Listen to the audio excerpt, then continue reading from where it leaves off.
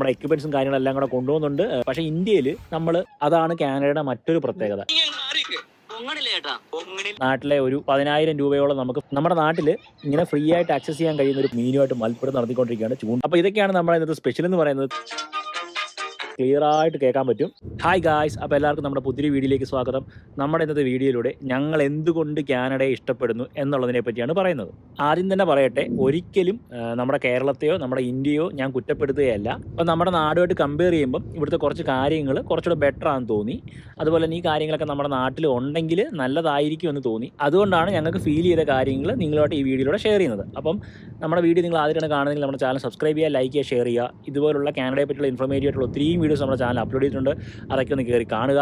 Okay, നമുക്ക് വീഡിയോയിലോട്ട് പോവാം. ഇതിൽ ഒന്നാമത്തെ കാര്യം എന്ന് പറയുന്നത് ഇവിടുത്തെ റോഡും അതുപോലെ തന്നെ ഇവിടുത്തെ ട്രാഫിക് നിയമങ്ങളുമാണ്. നമ്മുടെ നാടുമായിട്ട് കമ്പയർ ചെയ്യുമ്പോൾ ഫാർ ബെറ്റർ ആണ് ഇവിടുത്തെ സിസ്റ്റംസ്. ഇവിടുത്തെ ആൾമോസ്റ്റ് എല്ലാ റോഡിലും നമുക്ക് പ്രോപ്പറായിട്ടുള്ള സിഗ്നൽസും സൈൻ ബോർഡും കാണാൻ കഴിയും. അതുപോലെ തന്നെ ഇവിടെ വണ്ടി ഓടിക്കുന്ന ആൾക്കാർക്ക് പ്രോപ്പറായിട്ടുള്ള ഈ ട്രാഫിക് റൂളിനെ പറ്റിയുള്ള പ്രോപ്പറായിട്ടുള്ള അവയർനെസ് ഉണ്ട്. അതുപോലെ ഒരു 99% ആൾക്കാരും അത് ഒബേ ചെയ്താണ് ഇവിടെ വണ്ടി ഓടിക്കുന്നത്. അതെന്താണെന്ന് വെച്ച് കഴിഞ്ഞാൽ ഇവിടുത്തെ ട്രാഫിക് വയലേഷൻ്റെ ഫൈൻ ഭയങ്കര കൂടുതലാണ്. ഇപ്പം നോർമൽ ഒരു സ്പീഡ് ടിക്കറ്റ് അടിച്ചു കഴിഞ്ഞാൽ ഒരു $150 നാട്ടിലെ ഒരു 10,000 രൂപയോളം നമുക്ക് ഫൈൻ വരും. അതുപോലെ തന്നെ നമ്മുടെ ഇൻഷുറൻസിനെ അത് ബാധിക്കും. അതുകൊണ്ട് തന്നെ എല്ലാവരും പിന്നെ ഏത് രാജ്യക്കാരാണെങ്കിലും ഇവിടെ വന്നു കഴിഞ്ഞാൽ ഇവിടുത്തെ റൂള് ഒബേ ചെയ്ത് തന്നെയാണ് വണ്ടി ഓടിക്കുന്നത്. രണ്ടാമത്തെ കാര്യം എന്ന് പറയുന്നത് നമ്മുടെ കുട്ടികളുടെ സേഫ്റ്റിയാണ്. നമ്മൾ ഡ്രൈവ് ചെയ്യുന്ന സമയത്ത് നമ്മുടെ കുഞ്ഞുങ്ങളെ അവർക്ക് വേണ്ടിയുള്ള പ്രത്യേക ബേബി സീറ്റിൽ നടുക്കാൻ ഇരുത്തണം. അതായത് ഒരു 7 സീറ്റ് വണ്ടിയാണെങ്കിൽ മിഡിൽ റോയിൽ ഇരുത്തണം.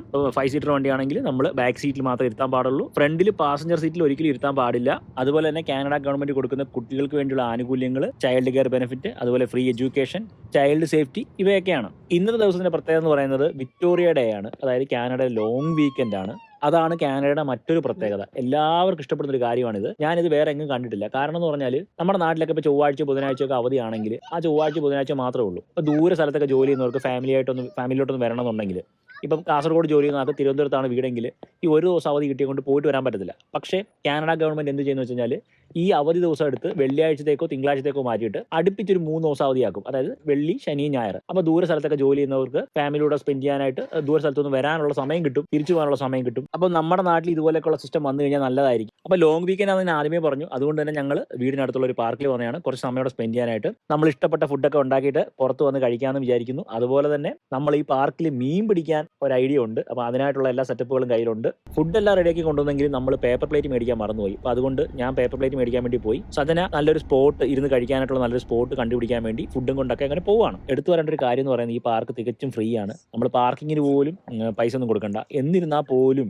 ഇവിടുത്തെ ഈ ആൾക്കാർ ഈ പാർക്ക് കീപ്പ് ചെയ്യുന്നത് വളരെയധികം വൃത്തിയായിട്ടാണ് കീപ്പ് ചെയ്യുന്നത്. ഒരു പ്ലാസ്റ്റിക്കോ ഒരു മുട്ടയുടെ കവർ പോലും നമുക്ക് കാണാൻ കഴിയില്ല. ഒരു സിഗരറ്റ് കുറ്റി അങ്ങനെ ഒന്നും ഇവിടെ കാണാൻ കഴിയത്തില്ല. അത്രത്തോളം ക്ലീൻ ആയിട്ടാണ് ഇവിടുത്തെ ആൾക്കാർ ഈ പാർക്ക് കീപ്പ് ചെയ്യുന്നത്. നമ്മുടെ നാട്ടിൽ ഇങ്ങനെ ഫ്രീ ആയിട്ട് ആക്സസ് ചെയ്യാൻ കഴിയുന്ന ഒരു പാർക്ക് ഇത്രത്തോളം വൃത്തിയായിട്ട് കാണാൻ കഴിയുമെന്നുള്ളത് സംശയമാണ്. ഞാനാണെങ്കിൽ പേപ്പർ പ്ലേറ്റ് മേടിച്ചിട്ട് വന്നപ്പോഴത്തേക്ക് സജന നല്ലൊരു സ്പോട്ട് കണ്ടുപിടിച്ചിട്ടുണ്ട്. അതായത് ഒരു മരത്തിന്റെ താഴെയായിട്ടാണ് ഇരിക്കുന്നത്. അപ്പം ഇവിടെ എടുത്തു പറയാൻ ഒരു കാര്യം എന്ന് പറഞ്ഞാൽ സജന എന്നോട് പറഞ്ഞു, ആരും എന്നോട് എന്തിനാണ് ഇവിടെ ഇരിക്കുന്നതെന്നൊന്നും ആരും ചോദിച്ചിട്ടില്ല. നമ്മുടെ നാട്ടിലാണെങ്കിൽ ഒരാൾ മരത്തിന്റെ മുകളിൽ ഇങ്ങനെ കുത്തിയിരിക്കുവാണെങ്കിൽ എന്തായാലും ചോദിക്കും, എന്തിനാ കൊച്ചാൻ ഇവിടെ ഇരിക്കുന്നതെന്ന് ആരെങ്കിലുമൊക്കെ ചോദിക്കും. പക്ഷേ ഇവിടെ ആരും അങ്ങനെ ചോദിക്കാറില്ല. എല്ലാവരും അവരുടേതായ രീതിയിൽ ബിസിയാണ്.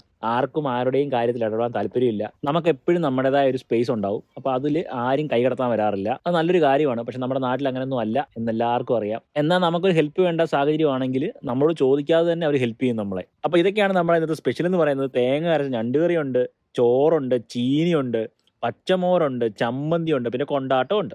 അപ്പോൾ നമ്മൾ കൊണ്ടുവന്ന ഫുഡൊക്കെ നമ്മൾ എൻജോയ് ചെയ്ത് കഴിച്ചു. ഞണ്ടുകറിയൊക്കെ അടിപൊളിയായിരുന്നു.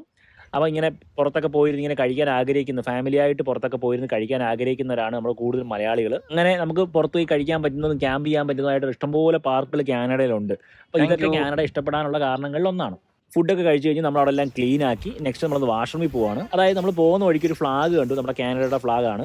അപ്പോൾ എനിക്ക് തോന്നിയ കാര്യം എന്ന് പറഞ്ഞു കഴിഞ്ഞാൽ കാനഡയിൽ എല്ലാ ഇടങ്ങളിലും നമുക്ക് ഇങ്ങനെ ഫ്ലാഗ് കാണാൻ പറ്റും. പക്ഷേ ഇന്ത്യയിൽ നമ്മൾ ഇന്ത്യൻ ഫ്ലാഗ് നമ്മൾ ഒന്നെങ്കിൽ സ്വാതന്ത്ര്യ ദിനത്തിനന്നോ അല്ലെങ്കിൽ റിപ്പബ്ലിക് ഡേ അന്നോ മാത്രമേ കാണാറുള്ളൂ. അതെന്താണ് അങ്ങനെ എന്നുള്ളത് എനിക്ക് അറിഞ്ഞുകൂടാ. എന്നിരുന്നാൽ പോലും ഇതുപോലെ നമ്മുടെ നാട്ടിൽ ഇന്ത്യൻ ഫ്ലാഗ് എല്ലായിടത്തും ഇങ്ങനെ കാണണം എന്നുള്ളതാണ് എൻ്റെ ആഗ്രഹം. പിന്നെ അടുത്ത് പറയാനുള്ള കാര്യം എന്ന് പറഞ്ഞാൽ നമ്മുടെ വാഷ്റൂമിനെ പറ്റിയാണ്. ഇവിടെ വാഷ്റൂം 3 എണ്ണം ഉണ്ട്. ഒന്ന് വുമൻസ്, പിന്നെ ഒന്ന് മെന്ന്, പിന്നെ ഒന്ന് ഫാമിലി വാഷ്റൂം. പക്ഷേ ഒരിടത്തും നമ്മുടെ നാട്ടിലെ പോലെ ആ ബക്കറ്റും കൊണ്ടിരിക്കുന്ന ചേട്ടനെ കണ്ടില്ല. വെള്ളവും ബക്കറ്റും ഇല്ല. അതൊഴികെ ബാക്കി എല്ലാ കാര്യങ്ങളും ഈ വാഷ്റൂമിലുണ്ട്. അത്രത്തോളം നീറ്റ് ആൻഡ് ക്ലീൻ ആണ്. നമ്മൾ നാട്ടിൽ പൈസ കൊടുത്ത് പോകുന്ന വാഷ്റൂമെങ്കിലും ഇത്രത്തോളം ക്ലീൻ ആയിരിക്കാൻ ഞാൻ ആഗ്രഹിക്കുന്നു. അടുത്ത് നമ്മൾ മീൻ പിടിക്കാൻ പോവാണ്. ഫുഡൊക്കെ കഴിച്ച് വയറൊക്കെ നിറഞ്ഞു. ഇനി കുറച്ച് നേരം മീൻ പിടിക്കാം. അപ്പം നമ്മുടെ എക്യുപ്മെന്റ്സും കാര്യങ്ങളെല്ലാം കൂടെ കൊണ്ടുപോകുന്നുണ്ട്. മിഹ്റുവിന്റെ കയ്യിലുള്ളതാണ് വല, മീനെ കോരാനുള്ളത്. സജനാടയിലെ 2 ഫിഷിംഗ് റോഡുണ്ട്. പിന്നെ അതുപോലെ ബാക്കിയുള്ള കാര്യങ്ങളുണ്ട്. പുറകിൽ ഞാൻ ക്യാമറയായിട്ട് നടക്കുകയാണ്. ഈ പാർക്കിൽ നമുക്ക് ധാരാളം ആൾക്കാരെ കാണാൻ പറ്റും. അതുകൊണ്ട് ഇതൊരു ഫാമിലിയാണ്. ഫോട്ടോ എടുക്കാനും അതുപോലെ തന്നെ ചുമ്മാ ഒരു ഈവനിങ് വാക്കിനും ഫിഷിങ്ങിനായിട്ടൊക്കെ ധാരാളം ആൾക്കാർ ഇവിടെ വരാറുണ്ട്. ഇതൊരു ചെറിയൊരു കുളമാണ്. ഇതിൽ ആമയുണ്ട്, അതുപോലെ തന്നെ തവളയുണ്ട്. തവള കരയുന്ന സൗണ്ടൊക്കെ നമുക്ക് നല്ല ക്ലിയർ ആയിട്ട് കേൾക്കാൻ പറ്റും. അങ്ങനെ ഞങ്ങൾ മുന്നോട്ട് നടന്നപ്പോൾ വേറൊരു ഫാമിലിയെ കണ്ടു. 4 കുഞ്ഞുങ്ങളും ഭാര്യയും ഭർത്താവുമാണ്. അവരിങ്ങനെ നടന്നു പോവാണ്. അത് കണ്ടിട്ട് മറ്റുള്ളവരൊക്കെ അവരെ വെയിറ്റ് ചെയ്ത് അവർ പോകാൻ വേണ്ടി വെയിറ്റ് ചെയ്ത് നിൽക്കുകയാണ്. ഈ കുളത്തിൽ നമുക്ക് മീൻ പിടിക്കാൻ പറ്റത്തില്ല, കാരണം ഇവിടെ ആമയുണ്ട്. അവരവിടെ എഴുതി വെച്ചിട്ടുണ്ടത്. ഈ ആമയെ കണ്ടില്ല, ഇത് വളരെയധികം പ്രത്യേകതകളുള്ള ഒരു ആമയാണ്. പക്ഷേ ഞങ്ങൾ ആമയെ കണ്ടില്ല. ആമ ഈ കുളത്തിലുണ്ട്. നിങ്ങൾ ശ്രദ്ധിച്ചു കഴിഞ്ഞാൽ തവള കരയുന്ന കേൾക്കാൻ പറ്റും. ഇത് വേറൊരു ഫാമിലിയാണ്. ഒരു ഫാമിലി ആയിട്ട് വന്നിട്ട് മീൻ പിടിക്കുകയാണ്. അങ്ങനെ നമ്മൾ ഫൈനലി നമ്മുടെ ഫിഷിംഗ് സ്പോട്ടിൽ എത്തിയിട്ടുണ്ട്. ഇവിടെ നിന്നാണ് നമ്മൾ മീനെ പിടിക്കുന്നത്. നമ്മളിവിടെ വന്നപ്പോൾ തന്നെ ഇവിടെ ഒരു ചേച്ചി പോയി മീനുമായിട്ട് മൽപ്പിടുത്തം നടത്തിക്കൊണ്ടിരിക്കുകയാണ്. ചൂണ്ടയിൽ എന്തോ കാര്യമായിട്ട് കുടുങ്ങിയിട്ടുണ്ട്, പക്ഷേ വലിച്ചു കയറ്റാൻ പറ്റുന്നില്ല. അപ്പം ഞാനും അടുത്ത് പോയി നോക്കി എന്താ സംഭവം എന്നുള്ളത്. അപ്പം എന്നെ കൊണ്ട് കൂടാത്തതുകൊണ്ട് ഞാൻ അങ്ങ് മാറി നിന്നു. അവസാനം അത് ആ ചൂണ്ട പൊട്ടിച്ച് മീൻ രക്ഷപ്പെടുകയാണ് ചെയ്തത്. ഇനി അടുത്തത് നമ്മുടെ ഊഴമാണ്. നമ്മളൊന്ന് എറിഞ്ഞു നോക്കി മീനെ കിട്ടുമെന്ന് നോക്കാം. അങ്ങനെ നമുക്ക് കിട്ടിയിട്ടുണ്ട് എന്തോ ഒരു ഹെവി സാധനം. ചൂണ്ട എത്ര വലിച്ചിട്ടും വരുന്നില്ല. എടുക്ക് സാധനം.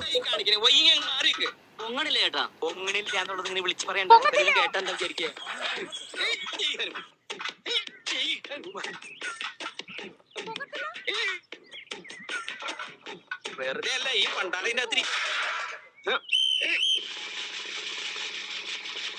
എന്തോ ഞാൻ എന്താ പറഞ്ഞു.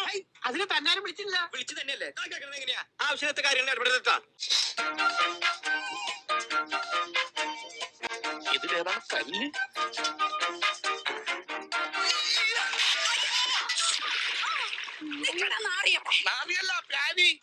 ഒരു കണക്കിന് നമ്മൾ അതിനെ വലിച്ച് കര കയറ്റി നല്ല അടിപൊളി സൈസ് മീനാട്ടോ. ഈ മീനെ നിങ്ങൾ പിടിച്ചിട്ടുണ്ടെങ്കിലും കഴിച്ചിട്ടുണ്ടെങ്കിലും കമന്റ് ചെയ്യുക, കാരണം നമുക്ക് അറിയാൻ വേണ്ടിയിട്ടാണ്. കാരണം നമ്മൾ ഇതിനെ വറുത്ത് തിന്നുള്ള പരിപാടിയാണ്. ഞാൻ എത്ര ശ്രമിച്ചിട്ട് ഈ മീൻ എനിക്ക് കൈ കൊണ്ട് ഇങ്ങനെ പിടിക്കാൻ പറ്റുന്നില്ല, തെന്നി പോവാണ്. അപ്പോൾ അതുകൊണ്ട് നമ്മളൊരു അപ്പൂപ്പൻ സഹായിച്ചു. ഇതിനെ എങ്ങനെയാണ് പിടിക്കേണ്ടത്, അതിന്റെ ചെകിളയിൽ കൂടെ കൈയിട്ട് പിടിച്ചാൽ മാത്രമേ അതിനെ പിടിക്കാൻ പറ്റത്തുള്ളൂ എന്ന് പറഞ്ഞു. അങ്ങനെ അതിനെ പഠിപ്പിച്ചു. അവസാനം ഞങ്ങൾ അതിനെ കവറിലാക്കി ഇനി വീട്ടിൽ കൊണ്ടുപോവാണ്. രസകരമായ വേറൊരു സംഭവം എന്ന് പറയുന്നത്, നമ്മൾ കവറിലാക്കി മീനെ കാണാനായിട്ട് കുറെ ആൾക്കാരൊക്കെ വന്നിട്ടുണ്ടായിരുന്നു. അപ്പോൾ അതിലൊരു കുഞ്ഞുണ്ടായിരുന്നു. ആ കുഞ്ഞിന് ആ മീനിന്റെ ദേഹത്തൊക്കെ ഈ പോച്ചൊക്കെ പറിച്ചു വെച്ചിട്ട് പറയാം ബാൻഡേജ് കൊടുക്കുകയാണ്, ഞാൻ CPR കൊടുക്കുകയാണ്. അപ്പോഴത്തേക്ക് മീറും ഒരു കമ്പെടുത്ത് ആ മീനിന്റെ വായി കുത്തിയിട്ട് പറയുകയാണ് ഞാൻ തീറ്റ കൊടുക്കുകയാണെന്ന്. അങ്ങനെ രസകരമായ സംഭവമായിരുന്നു. അങ്ങനെ രണ്ടും കൂടെ കളിച്ചോണ്ടിരിക്കുന്ന സമയത്ത് പെട്ടെന്നൊരു സംഭവം നടന്നു.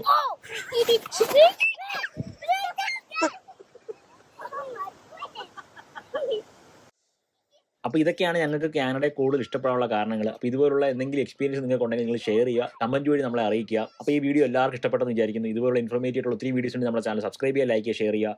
വീണ്ടും മറ്റൊരു വീഡിയോയിൽ കാണുന്നവരെ സ്റ്റേ ട്യൂൺ. ബൈ.